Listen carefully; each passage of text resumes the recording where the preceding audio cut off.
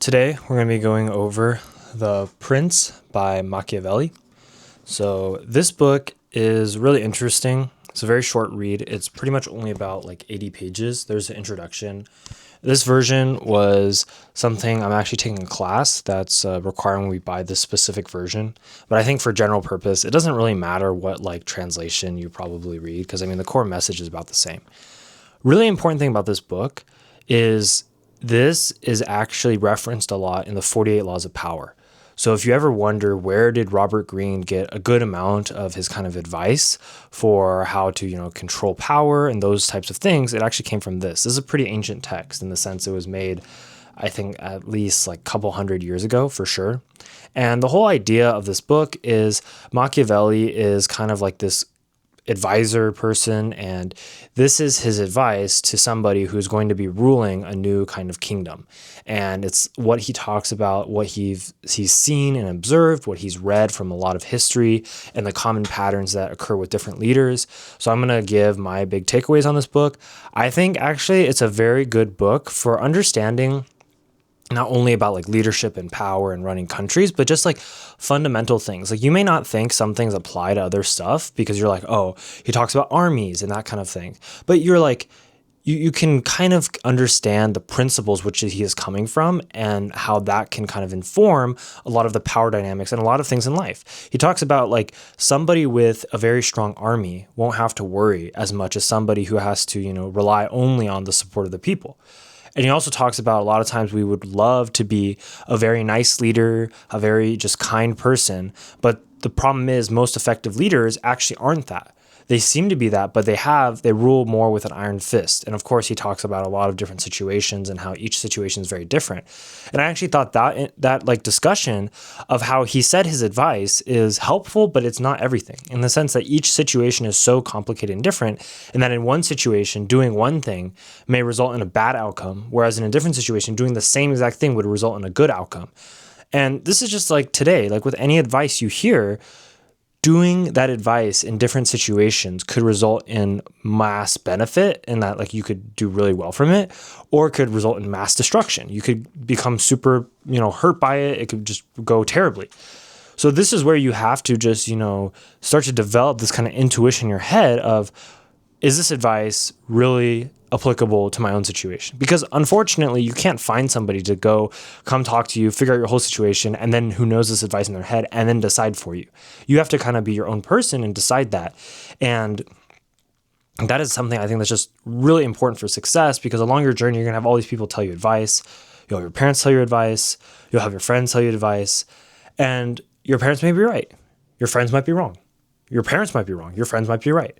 Both of them might be right. Both of them might be wrong. So if you can start to build up this discerning kind of mindset of like, how do I tell what is the best advice for me, for my situation, that will serve you very, very well. And I think one way to do that is just reading a lot or hearing a lot of people's stories, because you start to understand how they made those judgments, how they took information that was given to them and decided whether or not to actually use it, and then the outcome of that. And by just kind of pattern recognizing your way through this, along with if you read a lot of books, you'll get a lot of like principles and fundamentals from that. That's I think a really great way to actually do this and go backwards and build this really important mindset and like just comprehension of how things work. Okay, so I'm going to go through some of the notes that I took on this book. So one of his big pieces of advice was either don't harm or completely destroy your enemies. Do one or the other. Don't be somewhere in between, because if you're in between, you're going to make them unhappy at you, but you're not going to get rid of them, and that's just going to cause a lot of issues. I really like this one. As time passes, anything can happen. Typically, you'll have a result that has good mixed with evil, so it's better to act sooner rather than later. Of course, it doesn't apply to all things, but it just is trying to tell you don't wait indefinitely to try to make the situation better. Sometimes it's better to just act, because even if you act now versus you act later, the result may be very similar. So you may not actually gain as much from just waiting as you think you do. By making someone else powerful, you bring about your own destruction, because they will have reason to get rid of you, since they will view you as a threat in the future. Of course, a lot of this stuff is mainly just directly applicable to if you're a king and that kind of thing. But this is also a really big question with a lot of people who train others and train their proteges. It's kind of an expectation that eventually you would have your person you're training become better than you because they're just younger, more capable. And that doesn't mean you shouldn't help other people, but it's just a consideration. It is easier to maintain control of a country as a sole ruler without any subordinates that are recognized as powerful, since everyone in the land recognizes your authority and doesn't have anyone else to report to. A big kind of conflict he talks about is where like sometimes you have a king, but then they'll have like a bunch of rich nobles that they have to kind of appease. And so now this weird complicated dynamic where they have to like appease these rich nobles. But at the same time, they have to like, obey the command of kind of the people because the general public has a lot of power. If they all come together and revolt, that's a problem. And he was saying it's easier to just actually, rule over the people and control that because they're probably going to be more grateful and you can actually satisfy them. Whereas the nobles who are sometimes rich, they have this like very high list of expectations. And if you don't meet them, then they can very easily conspire together to like kind of plot to overthrow you. And he actually says that it's hardest to take over a government where the people are the kind of big source of power. And then the king is the head, because then if the king disappears, the people will still kind of support him to some extent. But if you have the king, the nobles, and then the people, it's actually very easy to infiltrate into the nobles because the nobles are always wanting to kind of take more power. They're kind of greedy. They always want more stuff. So if you're a foreign person and you infiltrate in through the nobles, you can very easily overthrow the king. But then the problem is once you become the king, then you still have the same issues of those nobles who always want to conspire. It's like a never-ending problem. So he says that it's actually best, even though it's much, much harder, to gather the support of the people and then overthrow the system and just have you as the sole ruler and then a bunch of people who are your subordinates and who are just listening to you. Because then if you can make them kind of focus on them, making them like you and support you, you don't have to worry about this complicated noble situation.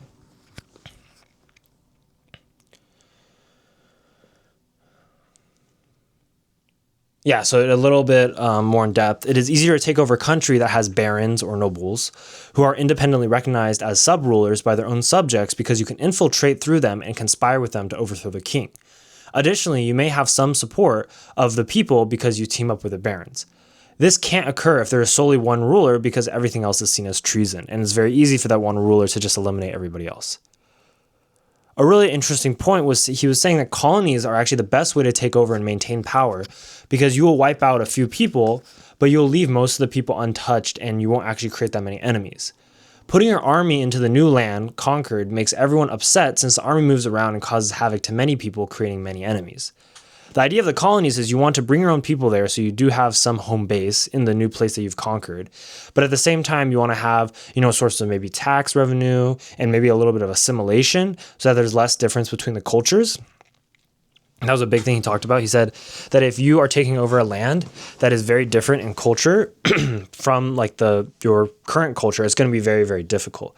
So colonies are a really great way to kind of peacefully, slowly infiltrate without using overt force, because whenever you cause a lot of issues for the common person, they're typically not going to just revolt, on their own if things are going pretty steadily. But if you consistently keep causing a lot of issues and you really mess with two things, they said, their property and their kind of families, that will like lead to, a lot of dissent among them and lead to a very high chance of revolt.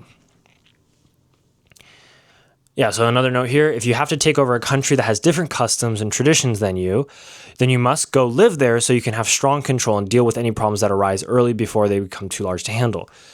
We've all heard it, a king takes over a random island and then he's super far away and it's only his like soldiers there. So his soldiers are not going to be very able to diagnose a problem before it becomes, too big to fix.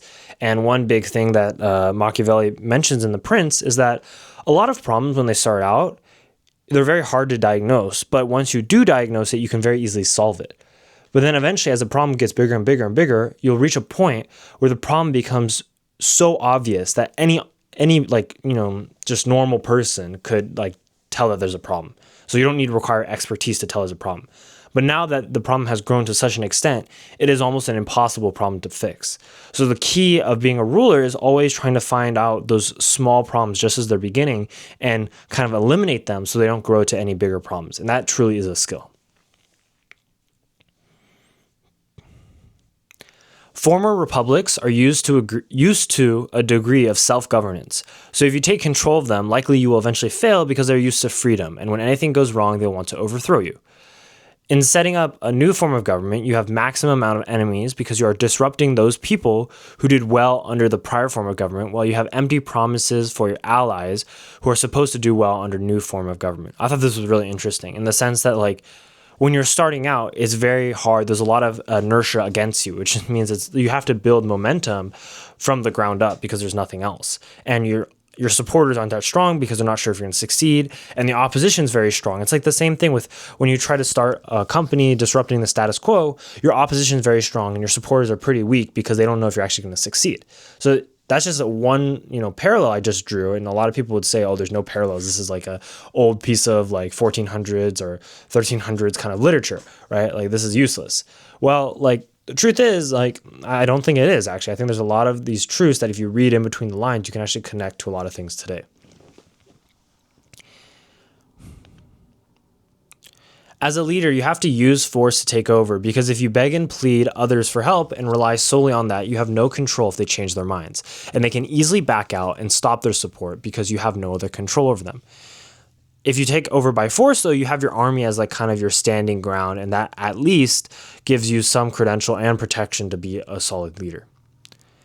As a ruler with a fist of iron, do all the bad things in one fell swoop, in one moment, and then do good things over time gradually. This will allow people to forget about the bad things and remember the good things more.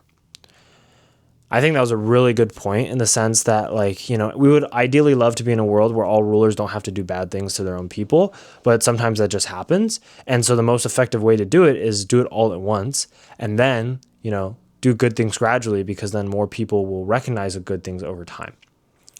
So yeah, this was a really interesting book, an interesting read. I think that it's a little more nuanced in the sense that you may not get as much away from it if you're, let's say, this is the first book you're going to read. I would probably recommend reading 48 Laws of Power before you read this book, so it makes a lot more sense in context. But honestly, I think a really, really good book for any kind of leadership, because this is an author who has been, revered in a sense by many historians for his kind of wisdom, and I think that is a great thing for you to learn from as well. If you have any comments or questions, put them down below. Otherwise, subscribe for more, and I'll see you later.